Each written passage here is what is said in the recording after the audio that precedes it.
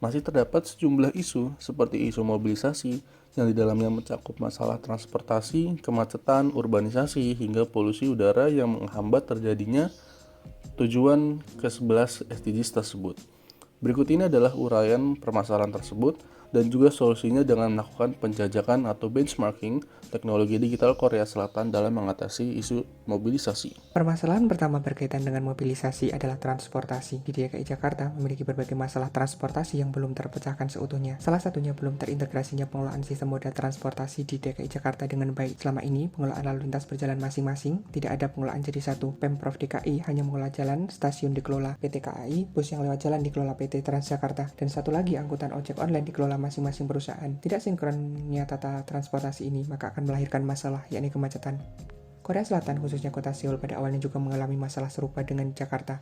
Namun Korea Selatan mampu lebih cepat dalam melakukan reformasi di bidang angkutan umum, yakni dengan mengembangkan sistem Intelligent Transportation System atau ITS, yakni sebuah sistem berupa penerapan teknologi penginderaan, analisis, kontrol, komunikasi pada transportasi darat untuk meningkatkan keselamatan, mobilitas, dan juga efisiensi. Melalui sistem ini, pemerintah Seoul bisa mengatur dan juga memantau kondisi seluruh transportasi. Sistem transportasi intelijen inilah yang kemudian dicoba di benchmarking oleh Indonesia. Menurut data yang dikeluarkan oleh Badan Pusat Statistika pada tahun 2016, jumlah kendaraan bermotor di ibu kota tercatat lebih dari 18 juta unit. Data ini terus menunjukkan peningkatan di mana Direktorat Lalu Lintas Polda Metro Jaya menyebutkan bahwa setiap harinya terdapat penambahan sepeda motor sebanyak 4.000 hingga 4.500 per hari. Sedangkan untuk kendaraan roda 4 bertambah sebanyak 1.600 unit per hari. Jumlah ini menunjukkan bahwa banyaknya jumlah kendaraan beroda 2 dan 4 dibandingkan dengan kapasitas jalan yang ada sehingga menyebabkan terjadinya kepadatan. Kemudian, tidak tegasnya pemberlakuan aturan lalu lintas memengaruhi perilaku pengemudi, penumpang, dan pejalan kaki. Perilaku yang tidak disiplin menyebabkan peraturan lalu lintas menjadi hal yang mudah dilanggar. Di Korea, pemerintah membangun Transport Operation and Information Service atau TOPIS yang memberikan informasi kepada masyarakat terkait informasi jalur high fare, kecelakaan, maupun kepadatan yang terjadi lalu lintas. Kemudian, pemerintah Korea terus konsisten dalam menata pembangunan sarana dan prasarana transportasi umum dan menekan jumlah kendaraan pribadi. Strategi yang dikembangkan fokus pada pembangunan transportasi umum yang terintegrasi dan terpadu. Seluruh transportasi umum yang bergerak akan terhubung dengan fasilitas umum seperti pusat penginapan, pembelanjaan, perkantoran, dan maupun bandara. Hal tersebut mendorong masyarakat untuk menggunakan transportasi umum dibandingkan dengan kendaraan pribadi, sehingga kepadatan jumlah kendaraan di jalanan dapat diatasi. Berdasarkan data Badan Pusat Statistik, DKI Jakarta adalah provinsi paling padat di Indonesia di 2021 sebesar 15.978 jiwa per kilometer persegi, dengan urbanisasi menjadi faktor pendukung yang cukup besar. Pulau Jawa, terutama di Jakarta, adalah tujuan urbanisasi utama Indonesia. Kepadatan penduduk ini dapat melahirkan berbagai masalah seperti kenaikan angka kriminalitas, pemukiman kumuh dan ilegal, kesenjangan sosial, dan penyebaran penyakit. Sementara di Korea Selatan, isu urbanisasi muncul sebab pemerintah terlalu fokus pada industrialisasi sehingga daerah pedesaan terpinggirkan, menghasilkan urbanisasi yang cepat dan industrialisasi dan kesenjangan yang semakin besar. Untuk mengatasinya, pemerintah Korea menerapkan kebijakan penerapan kota administrasi multifungsi baru di kota Sejong dan pengembangan proyek 10 kota inovasi di berbagai daerah seperti Busan, Ilsan, Jeju, Daegu, dan lain-lain dengan tema pembangunan yang disesuaikan dengan daerah tersebut. Inisiatif ini berdampak melihat bagian Seoul dari populasi nasional menurun dari 21,3% pada tahun 2001 menjadi 18,8% pada tahun 2018. Permasalahan selanjutnya adalah mengenai polusi udara. DKI Jakarta sebagai ibu kota negara acap kali menjadi kota dengan indeks kualitas udara terburuk di dunia. Hal ini disebabkan karena banyaknya jumlah kendaraan bermotor yang beroperasi di jalanan Jakarta setiap harinya. Selain itu, menurut pernyataan yang disampaikan oleh pakar lingkungan, penyebab lain dari buruknya kualitas udara di Jakarta juga dikarenakan banyaknya pembangkit listrik dan fasilitas industri di wilayah Jakarta.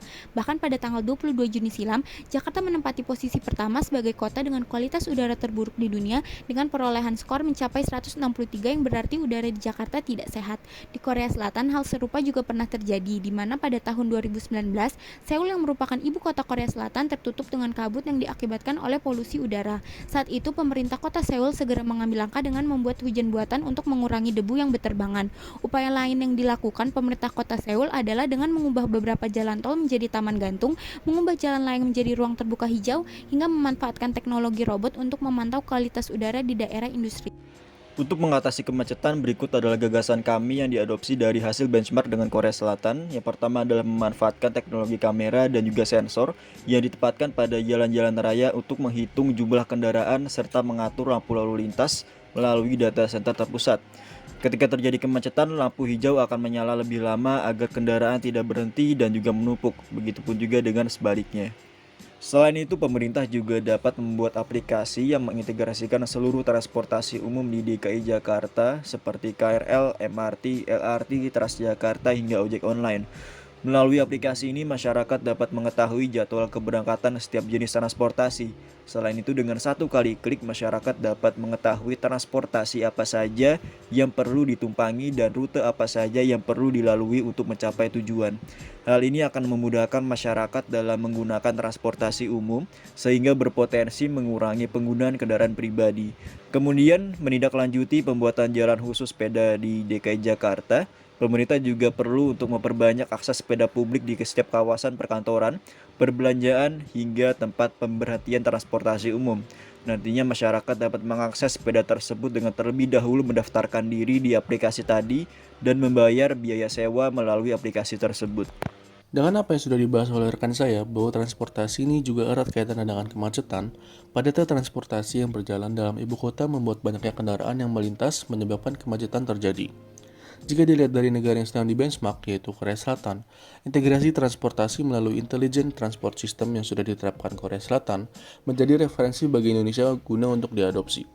Untuk DKI Jakarta, sebetulnya sudah menerapkan beberapa teknologi ITS ini, tetapi masih dalam tahap pengembangan seperti sistem GPS pada Transjakarta, area traffic control system pada beberapa simpang di DKI Jakarta, traffic management center di kepolisian dan instansi terkait lainnya, dan pemerintah DKI Jakarta juga sudah mengupayakan beberapa inovasi seperti membuat aplikasi Jaklingko yang sudah mengintegrasikan beberapa transportasi umum yang ada di DKI Jakarta seperti MRT, LRT, RA-Link, KAI, komuter, Transjakarta, dan Mikrotrans. Kota Jakarta perlu teknologi yang mampu menyaring udara.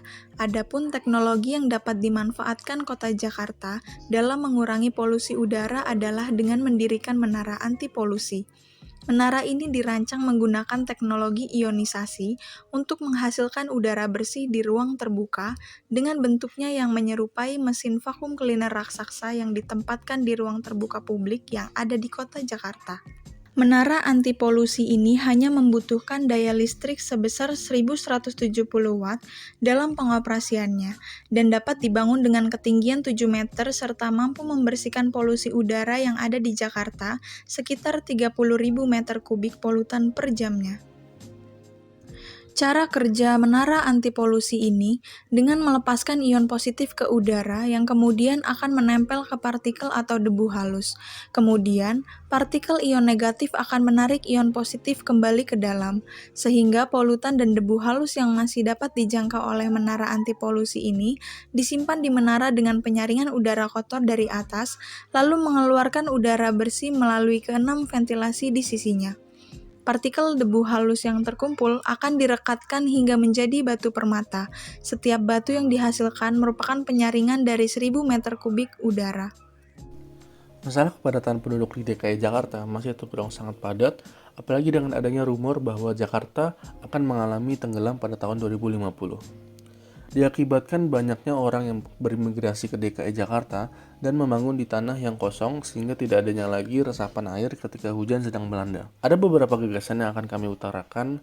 Yang pertama adalah program Kampung KB. Kehadiran Kampung KB bertujuan untuk meningkatkan kualitas hidup masyarakat di tingkat kampung atau yang setara melalui program KKBPK, serta pembangunan sektor lain dalam rangka mewujudkan keluarga kecil yang berkualitas.